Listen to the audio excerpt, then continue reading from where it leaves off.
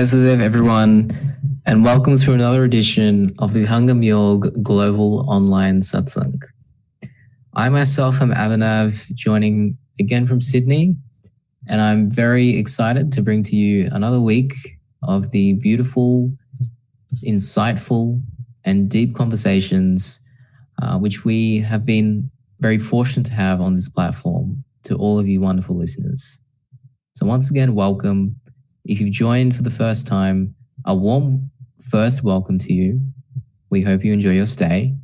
For those of you returning once more, thank you for your ongoing support. You know, in this series, as you would have seen last week, we're layering on top of the series we underwent before on controlling mind. And now we're moving toward trying to understand how we can strengthen our urge to meditate. So in the previous series, we learned about a little bit about the mind and what the impact of controlling mind is. But perhaps even after that, you know, as people living in such a busy world, it's very common for us to understand on a conceptual level why something is fruitful or positive, but to then enact that is a separate thing completely.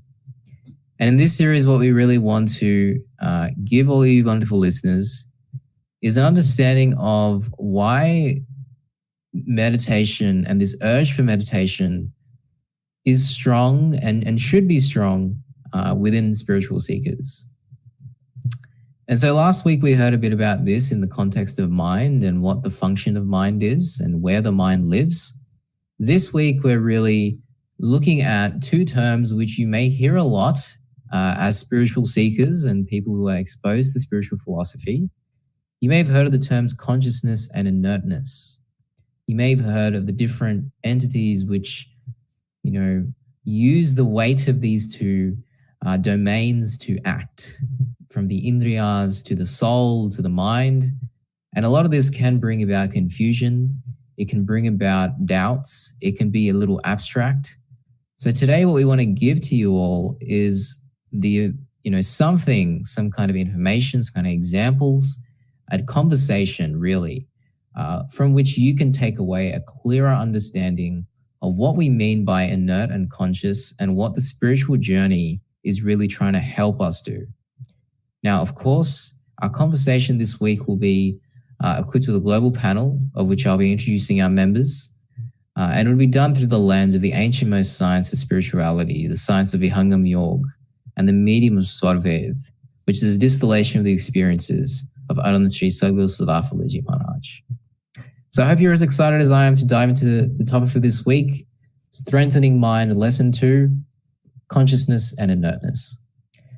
As you're all thinking through and collecting your thoughts on this topic, we ask you all to share any thoughts or questions you have on our two avenues, the WhatsApp number, which was just on screen and will come back in just a moment, as well as slido.com/VYGOS. We'll be looking at both of these platforms over the course of today, and we're really keen to get engaged with all of you wonderful listeners and really understand what it is you want to understand better and what things perhaps we haven't been able to explain as clearly as you'd like. Because as I mentioned, we really want you all to take away something from this week, particularly a clear understanding of what inertness and consciousness is. So let's move toward our Q&A session for the day.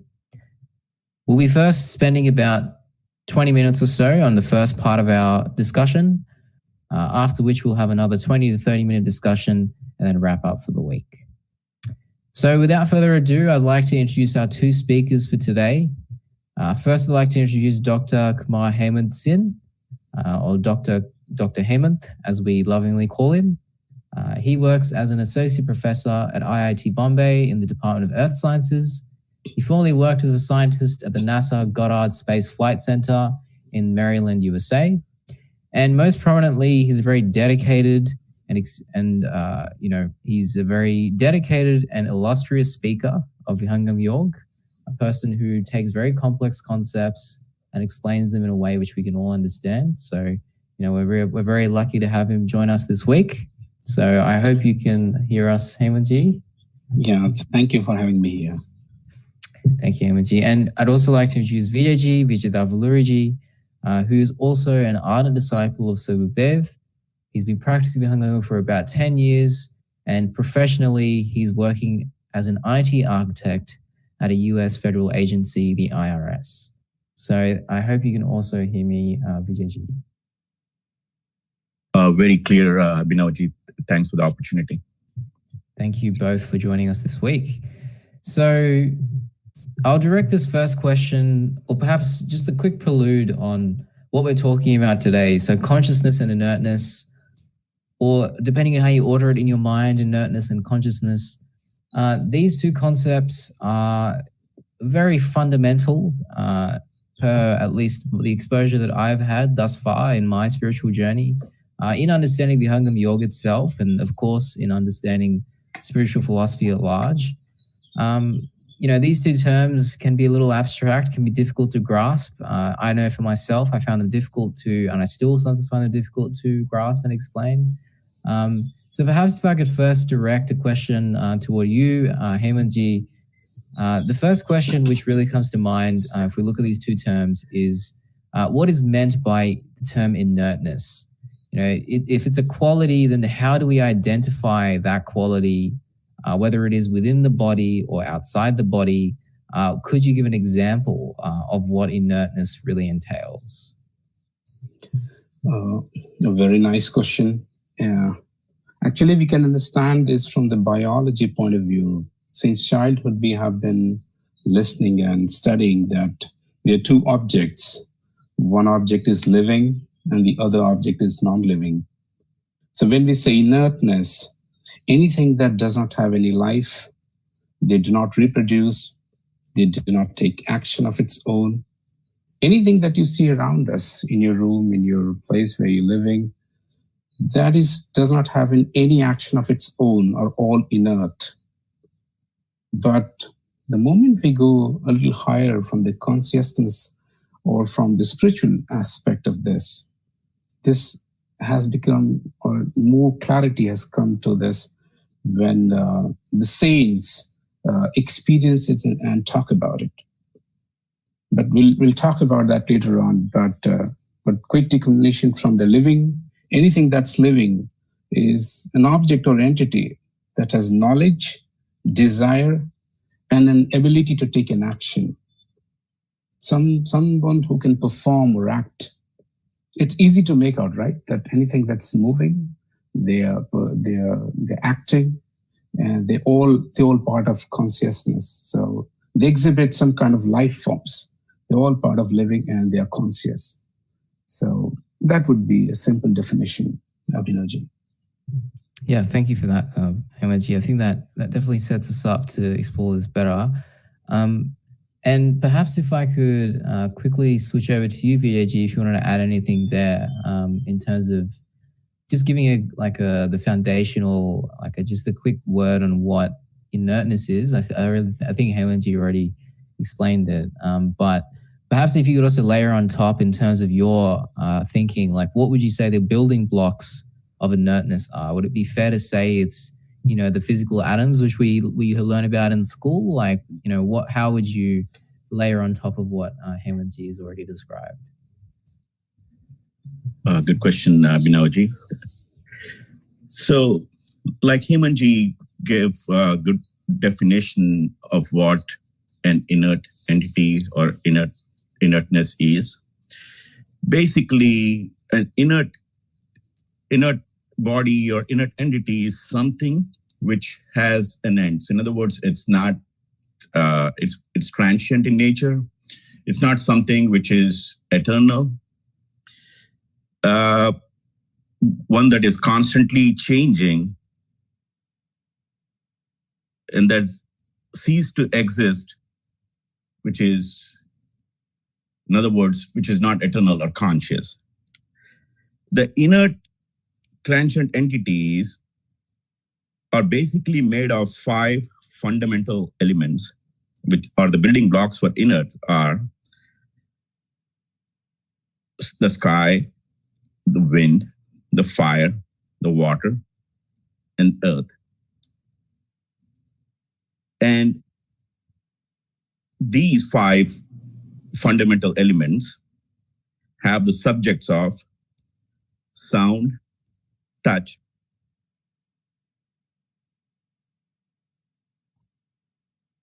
taste, smell, and a vision. Whatever is within the reach of the indriyas or the sensory organs are all transient in nature or inert. What is permanent is something which is beyond the reach of these senses. Hemant, could you add more anything on the building blocks? Yeah, nice, definitely. See, let's talk about a little more. Let's deeper aspect. The building block of life is cell, right? So the cell is getting energy from somewhere. So cell can reproduce. So definitely it's a living building block of life. But cell itself is made of atoms and molecules, which Abhinavji was referring to. Atoms and molecules also have vibrational energy. Only thing is that if you burn a cell, it dies off. But if you burn an atom and molecule, nothing happens to it because it's inert. So we need to understand that our building block of life, the cell, the biologist talks about it, is a living organism. But the parts that makes that cell itself is inert. And let's take a bigger picture. Our body itself. I'm talking because I'm using my energy. And that energy is supplied by what we all understand is a soul or a consciousness. I'm conscious of what am I speaking. But let's say if you train a robot for that, you are going to program the robot and it speaks the way you would want it. So when you come back to your body, the action which this body takes is a part of consciousness, but body itself is made of atoms and molecules, which is inert itself. So the moment I step out of this body, we all understand that we die off. And when we die, basically the consciousness moves out of this inert body, and this inert body remains as it is. And as Vijay just mentioned, that we are made of these 5 elements, and these 5 elements dissolves, goes back to its primordial state where it came from. So this is how we can understand. And definitely we are going to talk about a little more. Over to you, Abhinavji.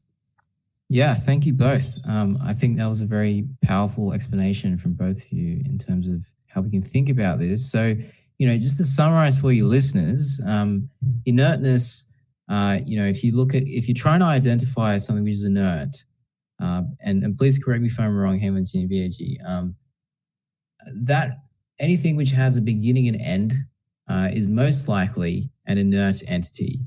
And the building blocks of inert entities are cellular, but more fundamentally, they are not just cellular, they are atomic in nature.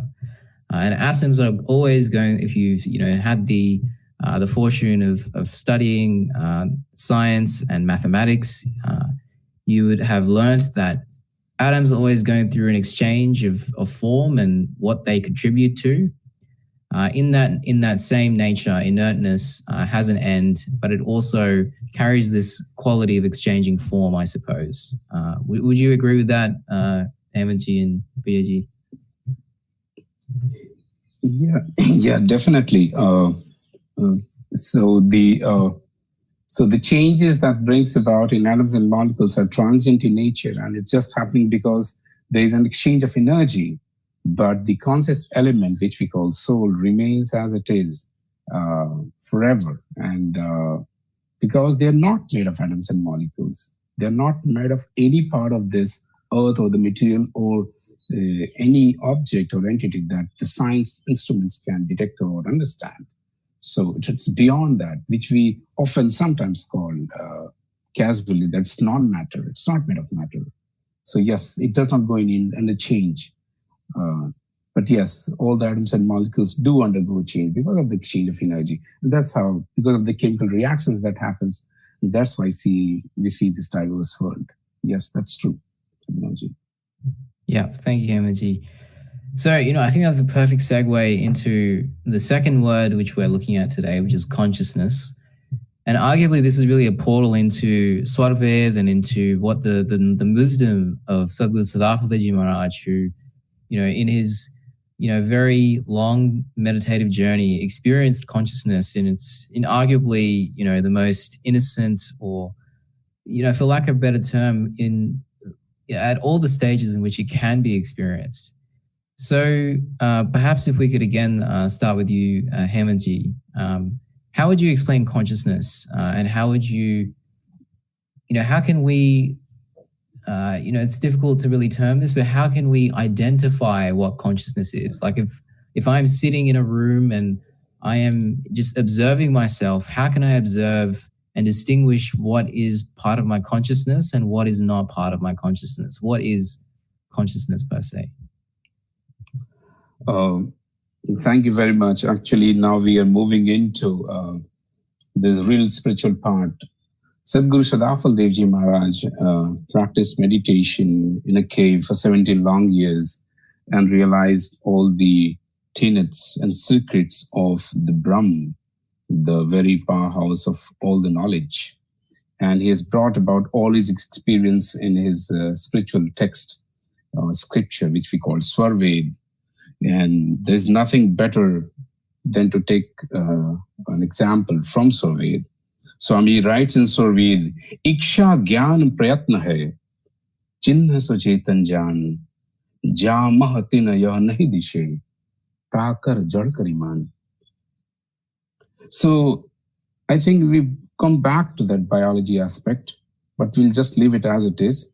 Any entity that has knowledge, that means we can understand our world, the environment which we live in. We are living in a room, so we are very much aware where we are sitting and what action are we doing at this moment. We all have desires because we can think and act on anything that comes to our mind. Even if we have to take something from the kitchen, we walk up to that and we get that. Anything we want to do at this moment, we're writing, speaking, talking. We have desires and thought process that's going on in your mind at this moment, in your brain. They all comes up and adds up into part of desires.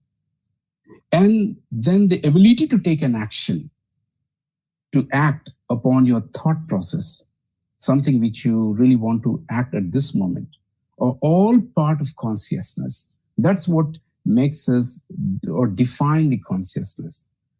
And this body moves with you along with that. Why? Because we're residing in this body. Anything, any object that does not display that. In this room, we have furnitures. We have objects. We have pen and paper in front of us. We have laptops and computers in front of us. They are objects that would be found another day. If we come back today, tomorrow, day after, they'll be still lying there. The furnitures won't move, but we would move. Why? Because we have a desire to act. We have knowledge. We are conscious of our life. So that's how Sadhguru Sadafal Devji Maharaj defines this in Swarved. Swamiji writes this in another way. Jahi bhumi jo drishya hai, rahat samne aaye, jad chetan ke bhed mein, par apara chhavi chhaye. So now he goes a little further. Now, once you have defined what is Jad and Chetan, Jad is nothing but inert, Chetan is nothing but what is conscious. Now, these are two entities that makes this world. Not this world, the entire universe, the cosmos and beyond, even the multiverses. There are only two types of entities. One is called conscious, one is called inert. Now, but there are two different knowledge also, the way to understand them. And that is the para and apara vidya. Apara vidya is all the knowledge that is confined and talks about the inert world, including the knowledge which you have learned in your school and college, and that helps you to get the livelihood. This is all a part of apara vidya. And the knowledge that helps you to understand or experience the non-matter which I was referring to, the conscious element, which you can't see through the eyes, which you can't understand through the instrument, you can't detect them. but they can be experienced. That knowledge is called the Paravidya. And for that, you need a special teacher. For the worldly objects that are inert, all the knowledge that exists, including Vedas, Upanishads, all scriptural texts, whatever has been taught in this world thus far, are all confined to the Aparavidya. And for that, you find teachers in the world. And we have been brought up since childhood, and we've learned. And now we are all scholars in one way or the other. But our knowledge is not complete. The knowledge gets completed only when the conscious entity is also understood and experienced. And who would experience that? Our conscious self itself, of course. You don't expect an inert object to understand the concept. It's vice versa. It's the conscious object who aspires and makes an effort to do that. But because we can't see and detect that, you need a special teacher, and that teacher is the Sadguru. So we're going to talk more about that later on. Thank you, Abhinavji. Yeah, thank you, Hemantji. And I wonder, Vijay, if you had anything you wanted to add onto what Hemantji just shared with us in terms of what consciousness is, what the building blocks of consciousness are, just so that we can start to move this maybe toward even understanding how the two interact with each other. Hemantji explained beautifully what consciousness is and the characteristics of something, of an entity that makes it conscious. Mainly the desire, the effort, and the knowledge. These are the building blocks. So this is what makes an entity conscious, which is beyond the grasp of one's sensory organs. The whole talk of consciousness literally is beyond the reach of these senses.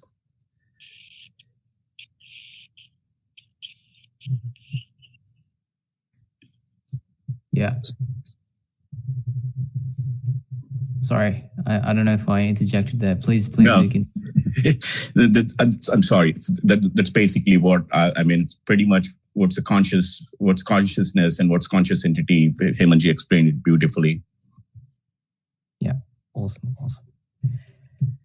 Yeah, and just to kind of layer a little bit on top of what we're all discussing, consciousness, and there's a question which I do want to ask you both after we come back from the bhajan, which is, if in the modern world we learn that to validate something, we can go through a rigorous process of methodology, validation, and then extracting findings and comparing them to the expected findings. You could call that scientific rigor, you could call it whatever you'd like.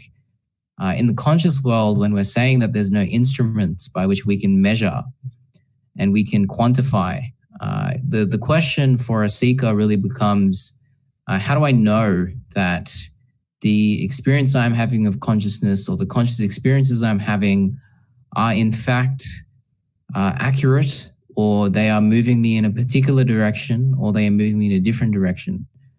So I'm just going to leave that there in the air until we come back from our bhajan. I'd love to explore this with you both. But before we do that, let's move toward a quick bhajan from Sankalpji in India. He's joining us, I believe, from Bangalore, and he'll be sharing a small bhajan with us after which we'll come back and continue our discussion. And just to remind you all, as you're thinking through all the things we're talking about, please do visit slido.com/VYGOS, or the WhatsApp number on screen. We'd love to hear what you would like to hear about more and for us to discuss more. So over to you, Sankalpji, and then let's come back and continue our discussion. It's my privilege to present a bhajan in this forum. Today's bhajan is taken from the collection of Kabir Sahab. Here is the bhajan. Jai Sadgurudev. मिट्टी में मिलेगी मिट्टी, पानी में पानी, अरे अभिमानी, अरे अभिमानी, पानी का बबूला जैसी तेरी जिंदगानी, अरे अभिमानी, अरे अभिमानी। भाई और बंधु तेरे काम नहीं आएंगे, कुटुंब कबीला सब यही छूट जाएंगे। ओ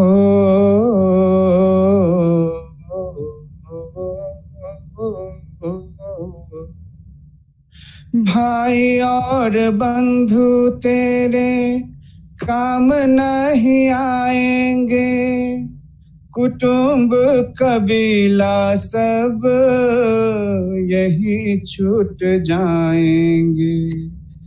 कहाँ संग चलेंगे तेरे मित्र और साथी, अरे अभिमानी, अरे अभिमानी।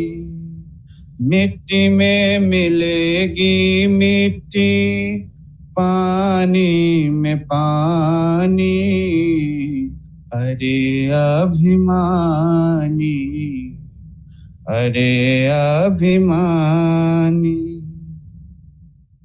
रही ना निशानी जग में राजा और वजीरों की, एक एक सांस तेरी लाख लाख हीरों की। ओ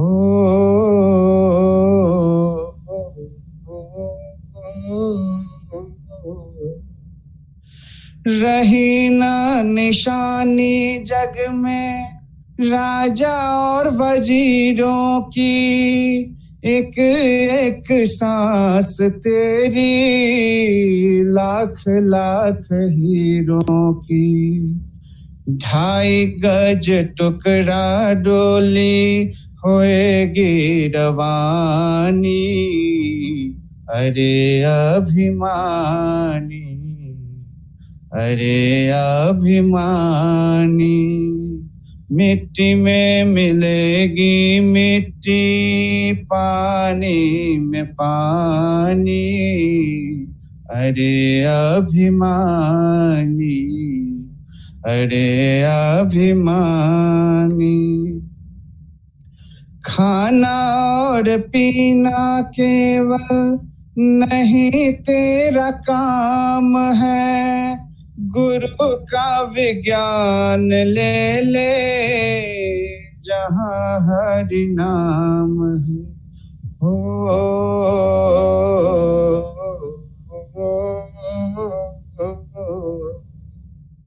खाना और पल केवल नहीं तेरा काम है, गुरु का विज्ञान ले ले जहाँ हरि नाम है। बीत न जाए तेरी सारी जिंदगानी, अरे अभिमानी, अरे अभिमानी। मिट्टी में मिलेगी मिट्टी, पानी में पानी, अरे अभिमानी, अरे अभिमानी। कर ले कमाई जग में सद्गुरु नाम की, इसी में भलाई तेरी बात होगी काम की। हो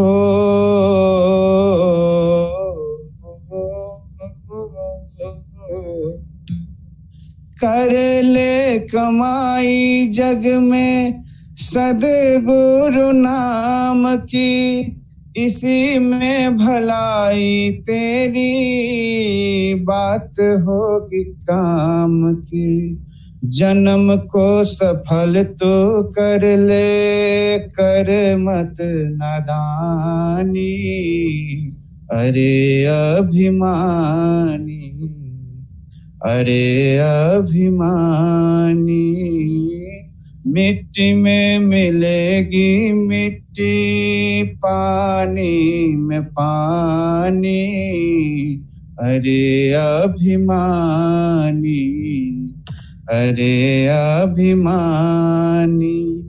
पानी का बबूला जैसी तेरी जिंदगानी, अरे अभिमानी, अरे अभिमानी। सद्गुरुदेव की जय। Thank you, Sankapji. A heartful thanks to you for really sharing such a soulful bhajan with us. The bhajan which Sankapji just shared is actually a very topical one, one which reminds us that the inert will always remain the inert. Mitti mein milegi mitti. And the conscious is the one which we are striving for, which we are seeking. So thank you once more, Sankapji, for this beautiful bhajan. So we're back. Let's continue our discussion from before we left. So I left an interesting thought hanging in the air there near the end. So I'd like to hand over to perhaps Hemantji to start, and then Vijay, of course. And the question really was, how do we bring rigor into conscious experience? If we're saying, and if the experience is that no scientific instrument can guide us in terms of measuring what is happening, then how do we reason about a domain which is not inert in nature? That's a very, very interesting question. Saurabh actually has given a pointer to that.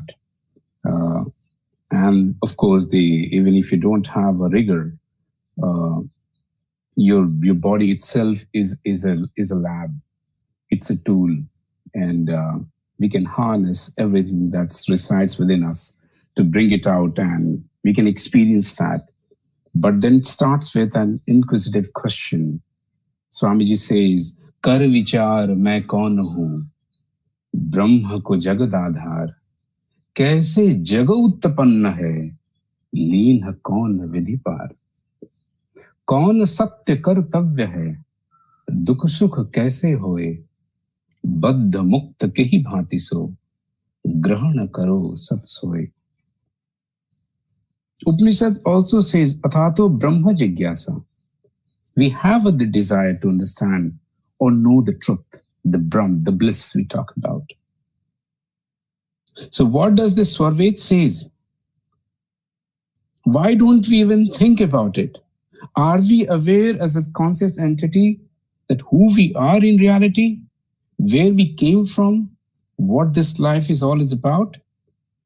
Are we aware that we are living in a life of a bondage, that we have been confined? We are trapped in vicious life cycles of births and rebirths. Are we aware why this world exists in the first place? Why this human birth? Why is it so special? These questions are posed to us as a conscious entity.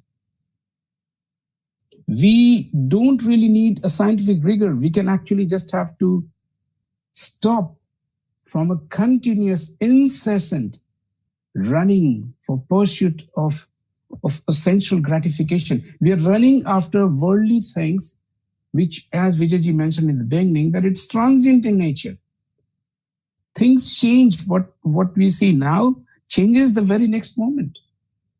Every 2 weeks, our blood cells completely transforms us. And every 3 months, we have a new body. All the cells change and transform. We know that from a scientific point of view. But as far as conscious entity, which does not undergo any change, unfortunately, is the most neglected part. We don't even care. Why? Because we are running for that sensual pleasure, constant pursuit of joy and happiness. There's nothing wrong about it. But we need to think. We need to think. That's what all the saints wants us to. Any scientific experiment starts with thinking. The first thought comes, and then comes the hypothesis, and then you devise an experiment to check whether the hypothesis is correct or incorrect. Or is there something more? And often the discoveries happen accidentally, because that's what's not understood comes in front of us. Agreed that we don't experience, we don't see the conscious, but surely it can be experienced. Why? It's very simple. We have feelings. We have emotions. We react to different emotions the way it comes to us. We react to life every single way. We start from work. We start for work. We encounter people on the road, in your office, in your home, in your environment, to your friends, family, societies. We have emotions. That doesn't come from an inert object. That comes from a conscious being. So conscious means that it's all about knowledge. But what kind of knowledge? That's where the important thing comes into picture. We are going to talk a little more on it as we go a little deeper into the spiritual aspect. But at this moment, I would want to conclude here that everything can be understood only when we start thinking in the right direction. And that right direction is given by our saints and the spiritual scriptures that gives us pointers. Today, in the world of fast age, because it's not related to our livelihood, it's not related to our bread and butter, we don't think and act. But remember that there is something which we all understand, that we live a life as if we don't die. But when we die, we live as if we have never even lived in this earth. So we die, we just perish. Even Einstein said that all those who felt that they will be formidable, they will be invincible for this world, are now in the coffins somewhere, perhaps rotting. So the life is much more than what meets our eye. Thank you, Abhinavji. Yeah, thank you, Hemant, for that beautiful explanation. And Vijay, I wanted to get your thoughts on a question we've actually received from one of our listeners. They ask, can inert always be perishable?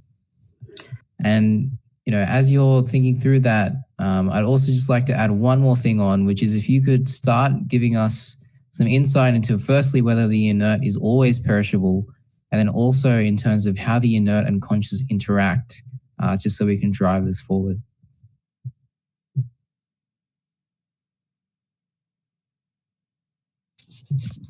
Okay. Inert, the true nature of inert is it's always perishable. It's the conscious entities are the ones which are eternal. It's that's a straight answer about if inert is always perishable, including this whole cosmos which has been created, precious, and the holy texts talk about it very clearly. Now, talking about how what's the interaction between inert and conscious entities. Earlier these sessions we talked about the entity called mind, how it basically plays a role in taking the energy or the consciousness of the soul and interacting with the sensory organs through outside world and what role the mind plays. All elements of inert prakriti basically have transient relationships or relations with the soul. They cannot stay in one form. This is why, by the gain and loss of them, the soul, which is the conscious entity, experiences temporary happiness and sorrow. The only way one can, while we are deriving pleasure from the world and its worldly objects, there's a need to understand the essence of the two paths which Swamiji clearly talked about, which are Preya and Shreya. There is a need of understanding this too. We should be ready to grasp its essence with a very liberal thought. What is Preyanand and what is Shreyanand? How are both of vital importance to our lives? We need to understand that too. The temporary nature, Preyanand, is a pleasure experienced in nature through our external organs, whereas Shreyanand is the bliss arising out of the union of the conscious soul with the Supreme Soul, which is basically the ultimate goal of yoga. Pleasure enjoyed by the external organs is Preyanand, and the conscious bliss enjoyed by the pure form of the soul is Shreyanand. Of course, one who treads only in the Preya limits himself or herself to the material world, and the other who treads only in the Shreya tends to flee away from his responsibilities. Spirituality does not teach you to shirk away from responsibilities, of course. One is solely in pursuit of prayer, and the other is always pursuing Shreya.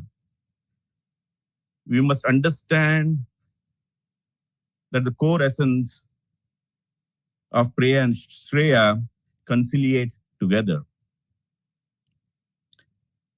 And that's basically how we can ensure how the inert and the conscious entities interact. Hopefully I addressed that question, Abhinavji. Yeah, most definitely. To summarize, like basically the inert sources of happiness come under, I don't want to mispronounce this, but they come under prayer, or is it Shreya? Let me just double. Yeah. The inert is prayer. Yeah. Yes, the inert is prayer, and the conscious is Shreya. And the inert we source from our sensory organs, and the Shreya we source from our conscious soul and our conscious entity within. And it's a great segue into another question, which is, there is this concept in spirituality which we hear about, which is, happiness and bliss. And if we look at the modern science and modern world, we hear about how there's different chemicals in our body, like dopamine and serotonin and all these different things, which give us joy, or different measures of joy. So the question which crops up is what is the difference between bliss and happiness? Is bliss just another way of maybe maximizing some chemicals in the body, or is it experienced differently? How do the yogis explain the difference between bliss and happiness? Perhaps I'll direct this toward you, Hemantji.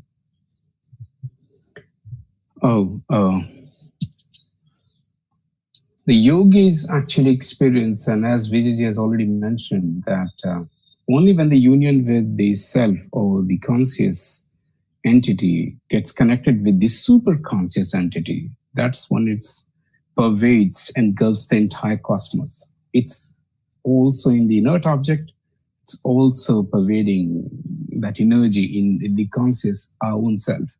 But we are still not yet connected with it.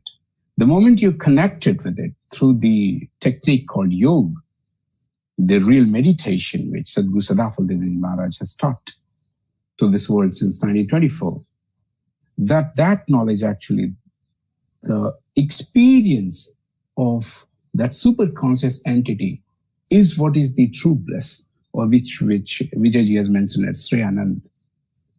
That bliss is eternal, that's everlasting, that never finishes. It's been there since time immemorial. You just need to experience it. You just need to get connected from a perennial source of river that's not going to dry up, compared to those rivers which just are seasonal, and they can be referred to as something which you get from the worldly objects. Or Saurabh again beautifully explains it. Seek boond sam jagat sukh, kasha samundar jaan. Paramanand ko kimi kahu, shakya vachan nahi gyan. If you go by the definition of Saurabh, see, we have this broomstick, right? And if you just take one single thread or stick of that broom, the amount of water drop that holds at the end of that stick, all the happiness which you derive from the worldly objects, which we call prayanam, is confined to that small droplet. And that is distributed throughout this world. That is all. And what is that connection when you get connected with the superconscious entity, or the Lord Almighty, or the God, whatever we say, or the bliss we were referring to, the eternal happiness, is that samundra, or is the ocean of bliss. It's infinite. It's so big that it's unimaginable. That happiness is right in front of us. We just can't see it. We just can't experience it. And that experience comes from spirituality. That is what Sadhguru Dev wants to give us to us. Wants us to get connected to that. And that source is not somewhere outside in the universe, which we should go out and seek. It's within us. But there is a technique, a method to go and get connected to that. And that connection happens through the Vihangam Yoga meditation. The only impediment to this is, as Vijay mentioned, the mind. The mind creates problems. It does not want us to reach there, only when the mind is untamed. But the moment the mind is made pure, it's tamed. The same mind helps us to reach to that place. And a time comes when the mind clears the way and the soul reaches that source of happiness, which we are referring to as Sri Anand. Over to you, Abhinavji. Yeah, thank you, Hemantji. And I've got two more quick-fire questions I wanted to ask you, and maybe we'll also hand over to Vijay for a quick-fire response as we start to wrap up. We've got two more questions coming in from our listeners, so thank you both. We've got one anonymous listener and one listener named John, so thank you both. One of the questions is a robot conscious? Please explain why. And the second question is, how does it help understanding what is inert and what is conscious in the practice of meditation? So the question is to? So, first, let's start with you first, perhaps, Hemantji, then we'll wrap up with Vijayji. Okay, robot is not conscious. It's a program. It's a device that's programmed according to you, the way you have devised it. And generally, the robots are made for a particular purpose. And they're very simple to understand that even if it reacts, even if it's showing emotions to you, that emotions is again a set of programs, a set of codes, algorithms that is made to forces different aspect of the face of robots or the hands or the leg movements that a robot does. So it has nothing to do with consciousness. Consciousness is much more deep within us.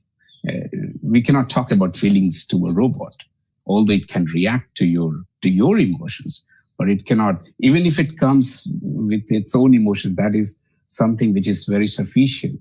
Our emotions are deep within us. So the difference between robot and humans is that even if it's a humanoid is not humans. And the simple reason is that if you just burn a humanoid, it just burns off. You make another humanoid. It's not for the human. The moment you do that, you lose the body and you have to find another body for a human to do that. So that we all understand that We are living in a life form, a biological life form. That's the answer to the first question. What was the second question, Abhinavji? Yeah, second question was, how does an understanding of what is inert and conscious help us in meditation practice? Actually, I would actually pose this question to a little more deeper meaning, is that what defines the consciousness? See, when we talk about heat and cold, we don't talk about cold. We talk about heat. It's just the absence of heat is what's cold. And something like darkness and light. Absence of light is what's called darkness. So the light has not yet reached that place, so it appears dark. So I would actually think it from a spiritual aspect as like consciousness means knowledge. What knowledge? Why knowledge? The Gyan, which we say, has been upheld as the most important by all scriptures, all saints and philosophers. I think to progress in spirituality is all about the knowledge about humility, humbleness, to forgive and to be forgiven, to give up your ego, to be adorned with all the virtues of a human, all the attributes of a human, to be tolerant and not be impulsive, to be understood, to understand, to listen, then to speak. That all defines consciousness. Another aspect is, are we aware of the truth? Of the objects or entities that we interact on a daily basis? When we say truth, Saurabh defines it, Jo vastu jaisa rahe, taisa vako jaan. To understand the object as is the most important aspect. That is what the spirituality ensures. It wants you to bring us towards the truth. To know things without illusion or confusion, without doubt, with complete clarity. The other aspect of consciousness is to learn from mistakes. And it starts with accepting your mistake. To get up and remain formidable at difficult times. That's also a part of spiritual pursuit. And the most importantly, to set off all your unnecessary baggages of malices, corrupt practices, impurities that is brought about by the mind. Another aspect is to simplify. Yes, we all understand that we are a living organisms which are very complex biologically, but the building block of life is cell, which is very simple. To give up all your pride and ego is very, very important. We all understand humility and humbleness. It is respected everywhere in every walk of life. It brings us great responsibility. And I would wind up by quoting the word surrender. Surrender. Submit to the master, for he is the protector. And Saurabh wraps it up like this. Jo kuch the tum aaj lag, sabhi mitao bhar, pakke shishya tab hi bano, deen adheen sanat. So whatever you have been composed of till date, give up all of those things. Only then you can become a true disciple. So this applies to a disciple as well. Only when you surrender, only then the spirituality dawns upon you. So the consciousness has a very big, very large, and very comprehensive meaning. And wherever there is no consciousness, conscious thought about awareness, it's, I would say, as inert. So that would be my take on this, Abhinavji. Thank you, Hemant. And I apologize to Vijay. In the interest of time, I think we'll have to move toward the end of our session today. But I thank you both humbly for joining us this week. Thank you, Abhinavji. Yeah, thank you. I think we've learned a lot from both of your explanations. So thank you, Hemant, and thank you, Vijay. So with that, we come toward the end of another week on the Vihangam Yoga Global Mind Satsang. This week's topic was Strengthening Meditation, Lesson 2, Consciousness and Inertness. Why are the things that we talked about today so important? How do they strengthen our urge to meditate? Well, as we discussed today, the concept of inertness and consciousness are both extremely deep. Inertness captures the theory, the knowledge which we acquire of the world in front of us, which we are exposed to by sensory organs. And consciousness entails the world and the knowledge we acquire by going within. The journey of spirituality, if you want to look at it in a simple way, is a path which traverses inertness and exposes us to the world of consciousness. And so by understanding consciousness and what it really is, and understanding how it exposes us to the universe of untouched bliss, we can start to understand why meditation is so important. Because it is only through meditation that we can still the waters of the mind and start to trace it back to the engine of the body, to the soul, and then start to trace that back to the engine of the cosmos itself. So thank you everyone for joining us this week. We look forward to sharing another beautiful session with you this coming week. For now, Jai Sudev, this is Avinav signing off from Sydney. See you next week.